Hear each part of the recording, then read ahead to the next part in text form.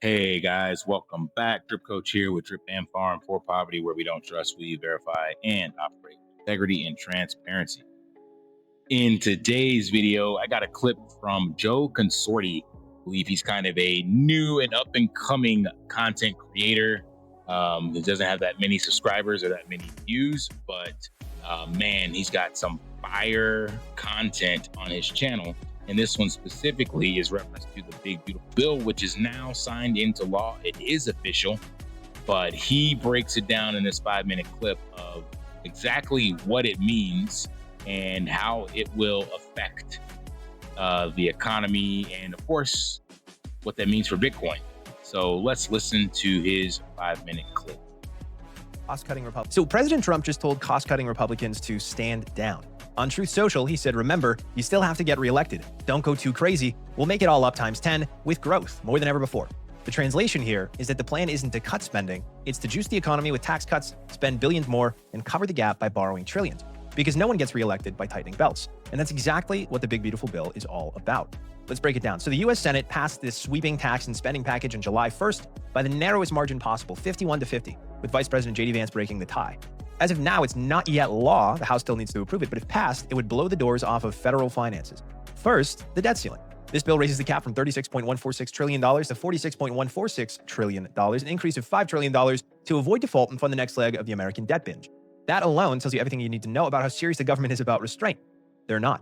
And second is taxes. Rather than increasing revenue, the bill slashes it, a net $3.8 trillion in tax cuts over the next decade. This is phenomenal. The 2017 tax cuts are made permanent, overtime and tips become untaxed, and middle-income Americans save a few $100, high earners save the most. So revenue down by trillions, and the third being spending. It's going way up. $350 billion for defense and the border wall, and $25 billion for rural hospitals, billions for NASA, new missile systems, and a National Garden of American heroes. Even after some program cuts like reductions to Medicaid, SNAP, and green energy credits, the bill still adds an estimated $3.3 trillion to the national debt over 10 years. So what's the actual plan? Run it hot. Stimulate demand, keep borrowing, and inflate the debt away. But here's what they won't say out loud. The deficit cannot be reduced. You can see right here, this is the federal deficit as a percentage of GDP. I'll explain this in a moment. But the deficit can't be reduced. Not politically, not mathematically, not structurally. Right now, the federal deficit is running at 6.6% of GDP. With a $28 trillion economy, that's a $1.85 trillion gap between what the government spends and what it takes in. So typically, during normal periods, the deficit can run anywhere from 2% to 4% of GDP. But during wartime, it rises to 6% or more. Currently, it's 6.6%, but we're not at war and we're not in recession. This has just become standard practice. And if they did try to remove it, that would mean cutting spending or raising taxes, both of which pull money out of the economy. So government spending is a direct input into GDP, right? So cutting it would drag GDP down. Even small reductions in the deficit shrink output by more than the raw dollar amount because of the multiplier effect. So they won't reduce the deficit because they can't reduce the deficit because at the federal level, the Federal Reserve is incentivized to ensure that GDP does not go negative for 2 consecutive quarters. So they'll just keep borrowing to bridge it. Our incentives are completely misaligned in this country. Rather than focusing on individual prosperity, we're focusing on making GDP go up, even if it's at the expense of America's own citizens over a long enough time horizon. That is crazy. So yeah, let that sink in. It's like literally the playbook, the laws, the fundamentals, the process, the rules, whatever you want to call it, are, like he said, they're at odds. Like there is absolutely nothing you can do to reverse this, to fix this. Like it's just gotten so far out of hand that it is a compounding spiral in towards inevitability of fiat collapse. And that's why you've seen in other countries, they do indeed actually have hyperinflation, and then they end up creating a new currency. Typically a regime change comes in to create a new currency. That's what I was showing you guys out here in Colombia. It happened to Venezuela. So a lot of the Venezuelan migrants, immigrants, whatever you want to call them, have left Venezuela to come to Colombia, the next door neighbor, because their economy went to shit. You know, the actual fiat collapsed. So they went to the closest place that had some form of stability to try to, you know, hold on a bit and rebuild their life. So with us being the world reserve currency, us meaning the US, that collapse is a little slower, but that's also why I personally believe CBDCs is the way out. I don't know.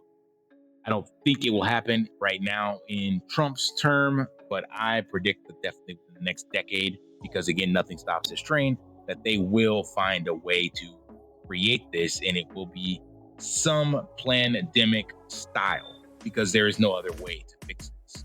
With CBDCs, they can literally control the flow of money to the penny and directing you to exactly where they want you to buy, how long you'll have that money available. They can have an expiration date on it, all sorts of stuff. And they can literally just erase the entire debt because it'll be a new currency, if you will. So they can start the whole thing over again. And the incentive would be, hey, you have right now $10,000 in your bank account. We're going to give you 3-to-1 ratio on this new CBDC. Turning your dollars, convert your account. Like, there will be an incentive plan, and definitely the lemmings will fall. That's what I believe is happening, or going to happen. And Trump's telling you that plainly. We'll make it all up with growth, is what he said. But you can't grow out of a problem like this. The US debt-to-GDP ratio is already over 120%. Even if we average 3% GDP for a decade, which we won't, it won't outpace a debt load growing 8 to 10% annually. It's mathematically impossible. The only way out is devaluation. Inflation, currency debasement, endless US Treasury issuance that gets at some stage monetized by the Fed. Now, I'm not a US Treasury doomer. I'm not saying that US Treasuries aren't going to find a buyer tomorrow, but when auction sizes just won't stop increasing, it becomes a global problem for individuals and businesses. And that's why Bitcoin matters more than ever. It's the only asset engineered to sit outside the system. It's the apex hedge against it. A system that can't cut costs, can't close deficits, and won't stop borrowing, and is now openly embracing debt-fueled growth as its permanent operating model. So Bitcoin allows you to insulate yourself from a debt ceiling that just never stops rising, whether you're an individual, a household, or a company. And the companies are catching on. Strategy started the wave. Now there's over 200 public companies with Bitcoin on their balance sheet. This isn't a fad. It's the beginning of a new buying cohort because of the problem I just described. Corporate treasuries do not want their cash debased. And in the same way, if you're sitting on equity or idle capital and wondering how to make your balance sheet future-proof, it's time to check out Horizon. Horizon lets you stack Bitcoin using dormant home equity without additional monthly payments or interest charges. Because if the US is going to run it hot, you need to run your life cold, hard, and sovereign. Stack Bitcoin using your home equity. You can check it out at joinhorizon.com or by scanning the QR code right there. That's all for today. That's crazy. So there's already 200 public companies, treasury stacking Bitcoin companies out there doing this right now in real time. That's only going to grow. And interesting, the little plug he has at the end with Horizon. So it's like using home equity now. So this is becoming a real thing. And if you have not woken up, you are going to get left behind and run over by this unstoppable train.